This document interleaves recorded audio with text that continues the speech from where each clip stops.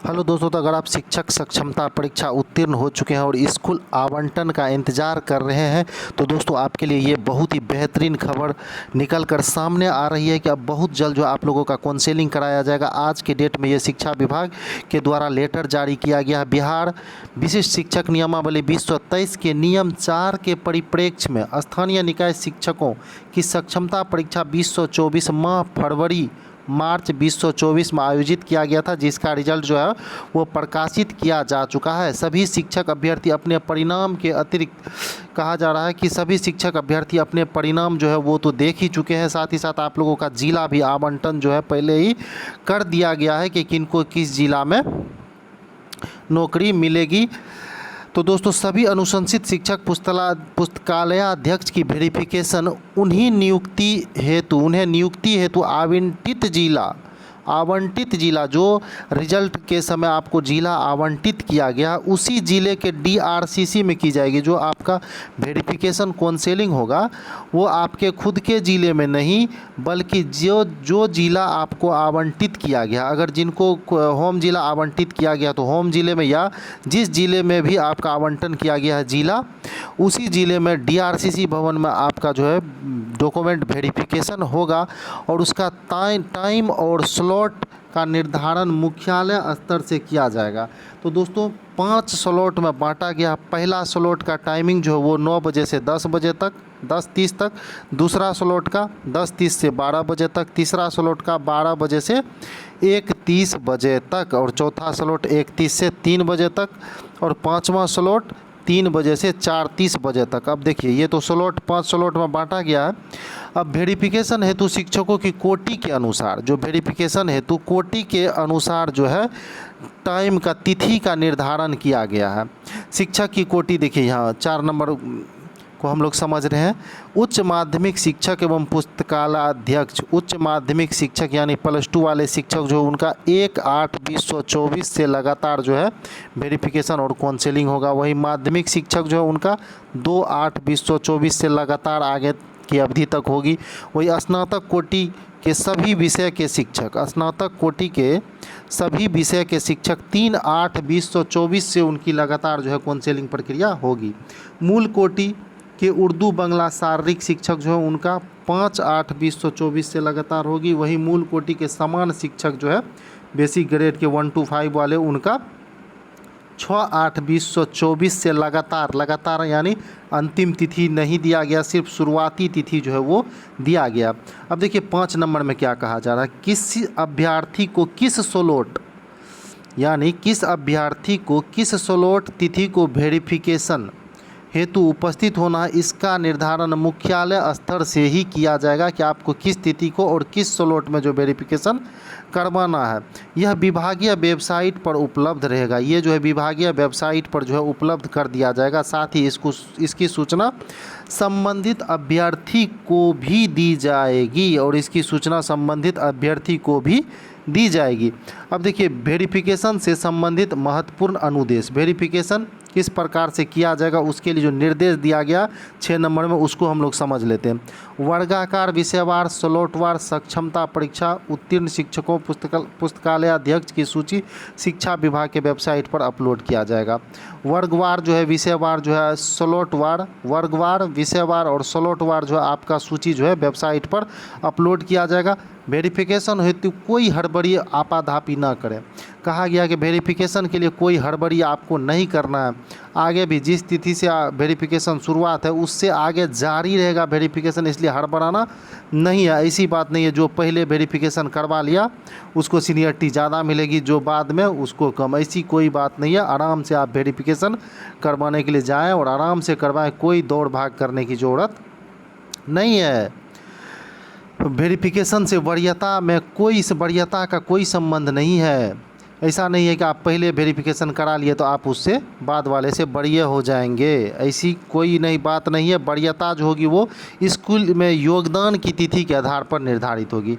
School में जो योगदान की तिथि होगी पहले से जो आपका योगदान तिथि है उसी के आधार पर जो आपका वरीयता का क्रम निर्धारित किया जाएगा। संबंधित अभ्यर्थी वेरिफिकेशन स्थल पर निर्धारित समय के अनुसार पहुंचकर वेरिफिकेशन कराएं। कहा गया कि निर्धारित समय पर आप अपने स्थल पर पहुंच जाए और अपने स्लॉट में जाकर वेरिफिकेशन करवाएं। टाइम स्लॉट के अनुसार काउंटर पर भी, जो काउंटर बनाया जाएगा उस काउंटर पर भी अभ्यर्थी का नाम होगा। वेरिफिकेशन स्थल पर अभ्यर्थी अपने आधार कार्ड एवं इसके साथ रजिस्टर्ड मोबाइल नंबर साथ लेकर आएंगे। कहा गया है कि आधार कार्ड लाना तो अनिवार्य है ही साथ आधार कार्ड में जो मोबाइल नंबर आपने रजिस्टर्ड कर रखा है उस मोबाइल नंबर को लेकर आना है, क्योंकि उस पर SMS एवं ई शिक्षा कोष मोबाइल ऐप के माध्यम से टाइम स्लॉट की सूचना दी जाएगी। उस पर जो SMS के माध्यम से सूचना दी जाएगी। वेरिफिकेशन स्थल में प्रवेश का आधार यही होगा। ठीक है, तो ये आपको मोबाइल तो लेके जाना ही, और कौन सा मोबाइल नंबर लेके जाना है, तो जो आपके आधार कार्ड में नंबर दर्ज है वही मोबाइल नंबर लेकर आपको जाना है, क्योंकि उस पर SMS आएगा। तो अगर आपका मोबाइल नंबर बंद हो गया है, अगर आधार कार्ड में जो मोबाइल नंबर आपने दर्ज कर रखा है बंद हो गया है, तो उसको अपडेट करा लें, ताकि जो वहाँ पे आपको किसी प्रकार की परेशानी ना हो। अब 6 नंबर पॉइंट देखिए, वेरिफिकेशन में भाग लेने वाले शिक्षक अभ्यर्थी अधिकतम 3 दिनों के लिए ऑफिशियल ड्यूटी पर माने जाएंगे। तो ये सबसे बड़ी खबर है कि आपको जो है CL लेने की कोई आवश्यकता नहीं है। 3 दिन तक आप ऑन ड्यूटी रहेंगे। अगर वेरिफिकेशन करवा रहे हैं तो 3 दिन की आपको छुट्टी दी जाएगी, और वो भी क्या, छुट्टी CL नहीं, आपको ऑफिशियल ड्यूटी माना जाएगा। आपके कॉलम में OD लिखा जाएगा, ऑफिशियल ड्यूटी, यानी आप ऑफिशियल ड्यूटी पर है, मतलब आप छुट्टी पर नहीं। आपका जो ड्यूरेशन होगा 3 दिन का वो CL में काउंट नहीं होगा। प्रत्येक विद्यालय से कार्यरत बल के सापेक्ष 1/3 शिक्षक अभ्यर्थी वेरिफिकेशन में जाएंगे।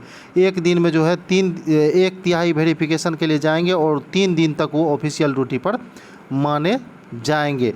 ये वो इसलिए किया गया ताकि विद्यालय की गतिविधि में कोई किसी भी प्रकार का निगेटिविटी ना आए।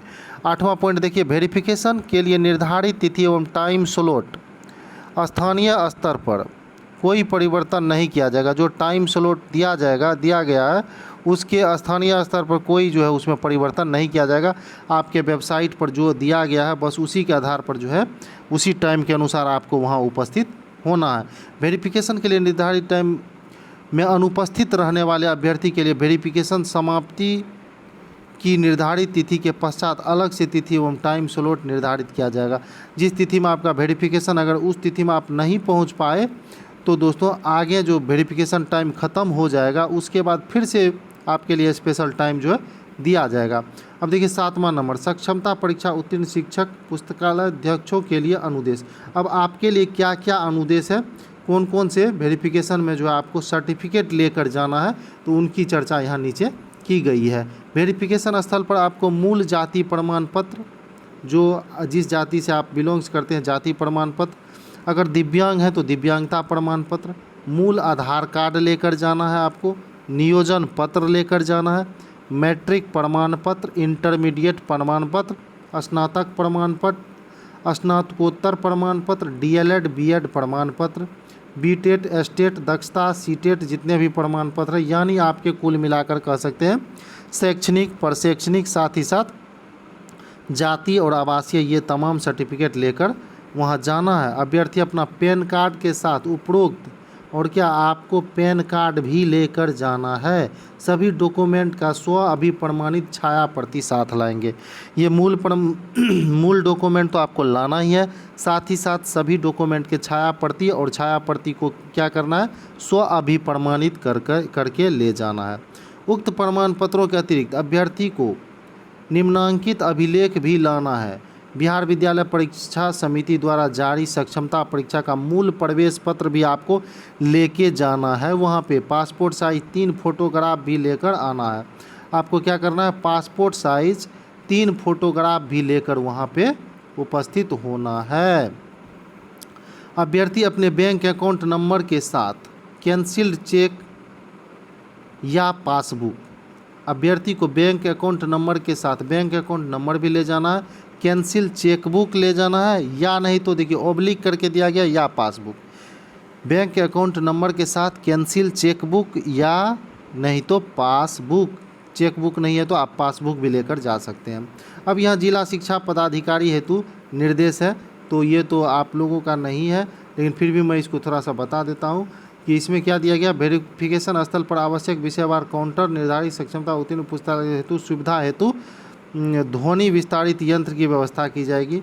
साथ ही साथ देखिए यहाँ पे वेरिफिकेशन के लिए जो है वहाँ पे आपका एक चीज़ और वेरिफिकेशन होगा, बायोमेट्रिक का भी जांच होना है।